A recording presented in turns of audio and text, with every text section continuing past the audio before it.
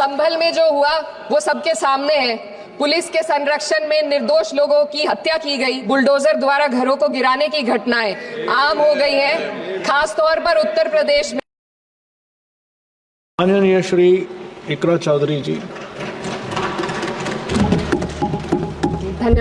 धन्यवाद सभापति महोदय, आपने मुझे इस विशेष चर्चा पर बोलने का मौका दिया। भारत के संविधान के 75वें वर्ष की चर्चा के मौके पर मैं सबसे पहले संविधान बनाने वालों की दूरदृष्टि को सलाम करती हूँ। एक युवा सांसद के तौर पर मैं अपनी उम्मीदों को संविधान के साथ जोड़कर खास तौर पर ये बताना चाहती हूँ कि आज हमारे देश में पिछड़े, दलित, अल्पसंख्यक समुदाय को किस तरह अपने संवैधानिक अधिकारों और आज़ादियों की हिफाजत के लिए हर रोज मुश्किलों का सामना करना पड़ रहा है। Doctor B.R. अम्बेडकर के कथन से अपनी बात रखना चाहती हूँ। उन्होंने कहा था, मुझे अपने भारतवर्ष पर फक्र है कि जिसके पास ऐसा संविधान है जो लोकतंत्र, समाजवाद और सेक्युलरिज्म को संजोता है। लेकिन आज ऐसा लगता है जैसे संविधान की किताब तो है पर इसे चलाने वालों का ईमान गुम हो गया है।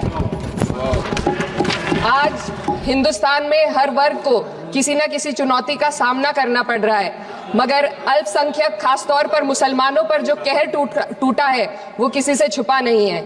ये लोग सिर्फ अपने मजहबी पहचान की वजह से निशाने पर हैं। संविधान का अनुच्छेद 15 कहता है कि किसी भी नागरिक के साथ धर्म, जाति या किसी और वजह से भेदभाव नहीं होना चाहिए, लेकिन हकीकत इसके उलट है।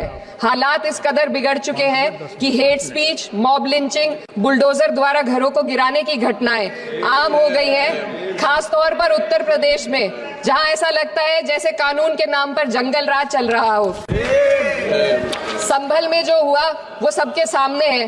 पुलिस के संरक्षण में निर्दोष लोगों की हत्या की गई और सरकार ने चुप्पी साध ली। अल्पसंख्यकों पर हिंसा बढ़ती जा रही है, मगर सत्ता में बैठे लोग या तो आंखें मूंदे हुए हैं या फिर इन घटनाओं को बढ़ावा दे रहे हैं। हद तो तब हो जाती है जब न्यायपालिका की बात भी अनसुनी कर दी जाती है। सुप्रीम कोर्ट ने मॉब लिंचिंग पर 11 सूत्रीय निर्देश जारी किए थे। इसमें साफ कहा गया था कि राज्य सरकारें और पुलिस इस तरह की घटनाओं को रोकने और दोषियों पर सख्त कार्रवाई करने के लिए जिम्मेदार है, लेकिन आज भी इन निर्देशों पर अमल नहीं हो रहा है। हाल ये है कि मॉब लिंचिंग को रोकने की बजाय सत्ता में बैठे लोग आग में घी डालने का काम कर रहे हैं। उनकी जुबान से ऐसी बातें निकलती हैं जो नफरत को और बढ़ावा देती है। ये अशांति अब इतनी गहराई तक फैल चुकी है कि हमारे समाज के धर्मनिरपेक्ष चरित्र पर गंभीर सवाल उठ रहे हैं। साल की शुरुआत में ही कई राज्यों में दुकानदारों को अपने नाम बोर्ड पर लगाने के लिए मजबूर किया गया। इसे सेहत और सुरक्षा के कानूनों का हिस्सा बताया गया, मगर असल मंशा कुछ और थी। ये कदम खास तौर पर मुसलमान दुकानदारों को निशाना बनाकर उठाया गया ताकि उनकी रोजी रोटी पर चोट की जाए। पिछले हफ्ते मुरादाबाद में एक मुस्लिम डॉक्टर को हिंदू बहुल्य मोहल्ले में घर खरीदने पर विरोध झेलना पड़ा। वजह बताई गई कि इससे मोहल्ले की सामाजिक शांति बिगड़ जाएगी। अब आप ही बताइए, क्या ये वजह सही है, जायज है?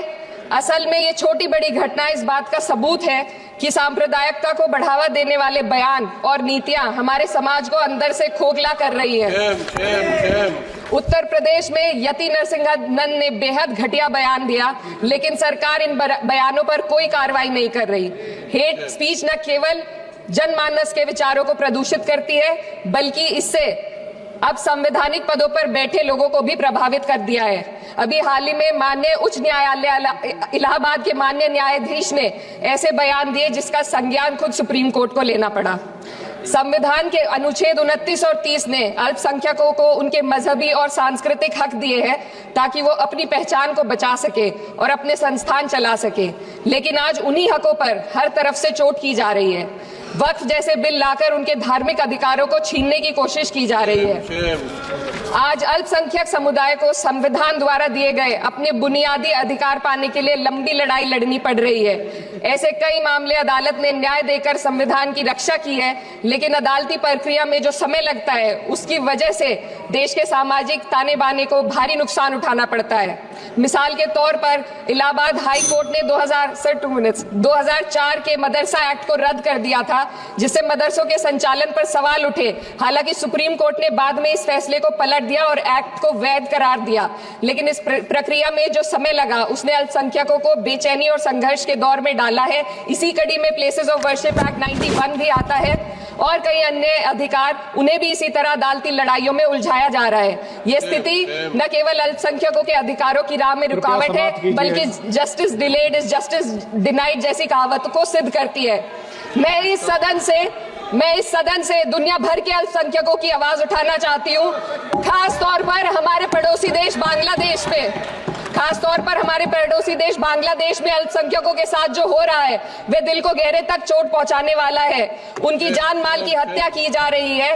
बांग्लादेश हो या हिंदुस्तान हो या कोई और देश, अल्पसंख्यकों की सुरक्षा, इज्जत और अधिकारों की हिफाजत हर सरकार की सबसे पहली जिम्मेदारी होनी चाहिए।